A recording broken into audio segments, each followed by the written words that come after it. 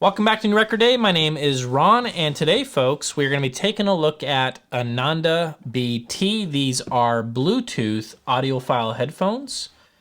Bluetooth and audiophile goes together like peanut butter and pickles. So, yeah, Hi-Fi Man, thank you for sending these out. I certainly do appreciate it. I actually reached out to Hi-Fi Man because I wanted to find out.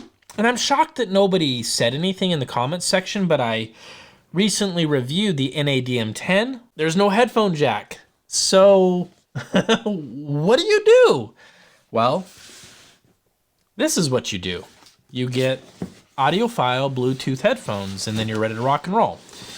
So, the very first thing I want to mention is this is the case, and I actually like it quite a bit. It's kind of this clamshell, durable case.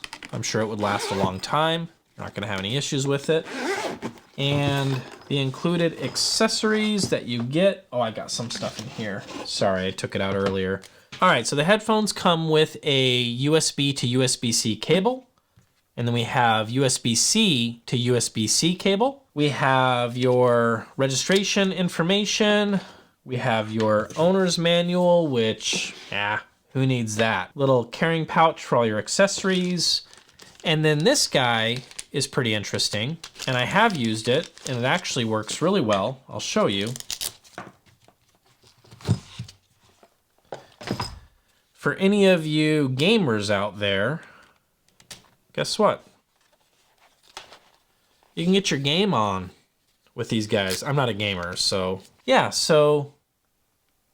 little microphone action, and I've placed calls with this, and actually Sarah was mentioning earlier when I placed a call to her that it sounds really clear. The microphone seems legit, cool little accessory. Now in terms of fit and finish, I'm pretty happy with it. Everything feels great. There's a lot of metal and then some hard plastic. The only thing I don't like is these little adjustment clips. They feel a little bit crude, you know? It's not like high precision, confident little clicks. It's more like, okay, yeah, I'll work for you, Ron, I'll work for you. So, I think it could be better, to be honest with you. The headphones are actually really comfortable.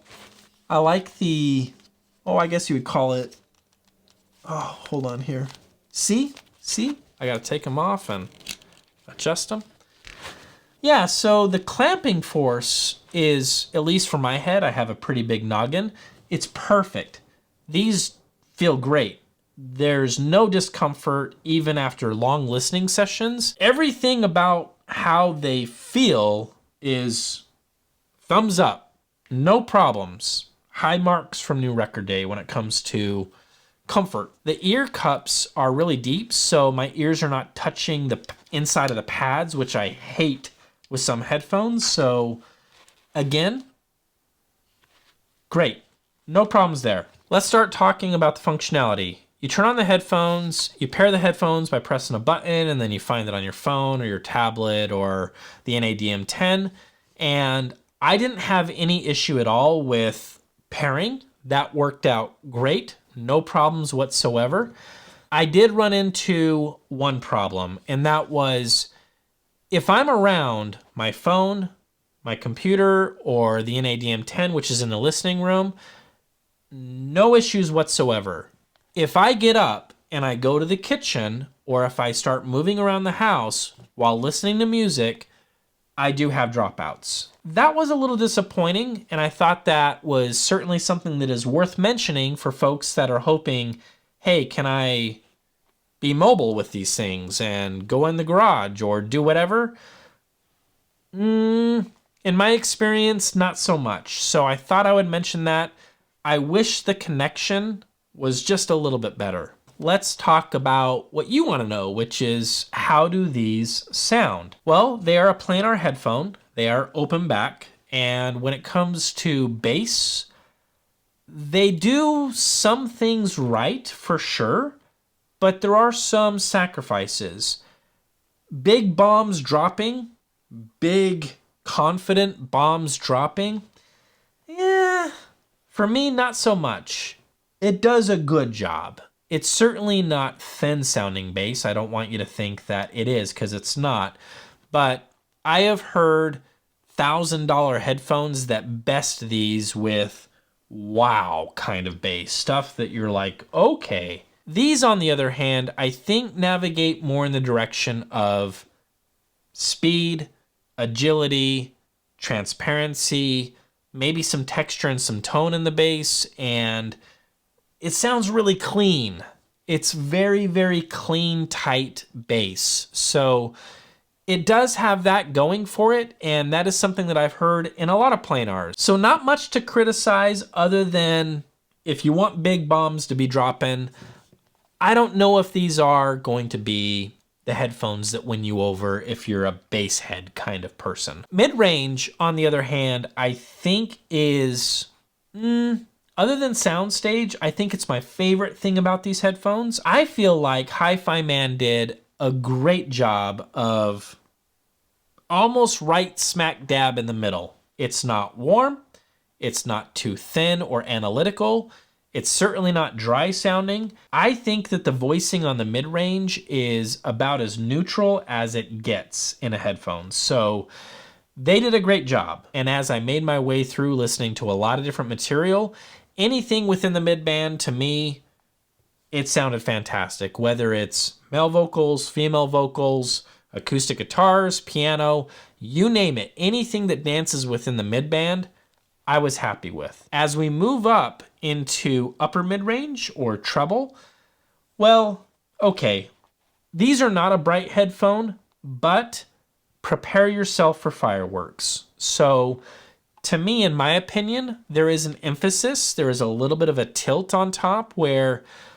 yeah, there's gonna be a lot of detail retrieval, and that might be a little bit much for some folks. If you're looking for campfire warmth or laid back or relaxing, I don't think these are the headphones for you at all. I think that these are more about precise, precision, excitement in the music.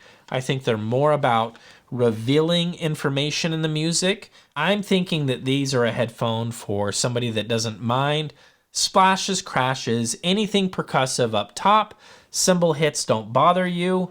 You want to hear all that information and you have no problem with it, then yeah, we're moving in the right direction. So that's my thoughts on the fundamentals. Outside of that, when we start talking about soundstage and the reach of these headphones, that was pretty surprising. I didn't know what to expect in a Bluetooth headphone, and I gotta say, soundstage is very good with these headphones. I loved the localization of instruments within the soundstage. So from the center of your head outward, I found that it was very easy to discern where everything is supposed to be within the mix. And there was clear start and stop from instrument to instrument. And I felt like I could determine distance from where things are placed. So the soundstage was rather precise, and I think that with it being more of a detail-centric type headphone, that lended itself to, well, being able to discern everything within the soundstage. So this headphone has that going for it. Nothing sounded smeared, nothing sounded bloated.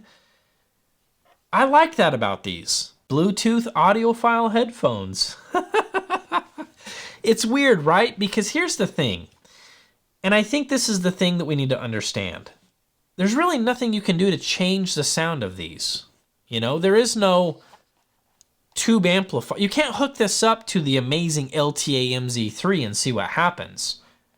It ain't gonna happen. You can't do it. There is no way to plug this into any kind of a headphone amplifier to see what happens. And so we as audiophiles just have to trust that whatever DAC, an amplifier that is inside of this and wherever they put it, is good enough for these. So they're $1,000. Okay, well, I've heard some wired headphones that are $1,000, if not more, that I don't like as much as these. So the price of admission really isn't so much a concern for me. I would say that it just comes down to accepting these for what these are, which is you can't change the sound of these at all. You get what you get. And so if you're cool with decent bass, not crazy bass head slam and dynamics, if you like the sound of a perfectly neutral mid-range, and I don't know why you wouldn't, I think it's perfectly neutral, and you're cool with maybe just a little bit of a tilted top end, a little bit of fireworks, a little bit of excitement, and if you're okay with, kind of staying put, whatever you connect these to, and you're not going to be, I know that we're all in isolation right now, so no vacations to the kitchen, if you're cool with that, then yeah, okay. Hi-Fi Man, I can recommend these. I can recommend these as long as you understand you get what you get, and that's my quick down and dirty review of the Hi-Fi Man BTs. If you like this review, make sure you leave a thumbs up, hit the bell notification so you know when the next video drops. You guys know the drill. And we'll see you guys in the next video.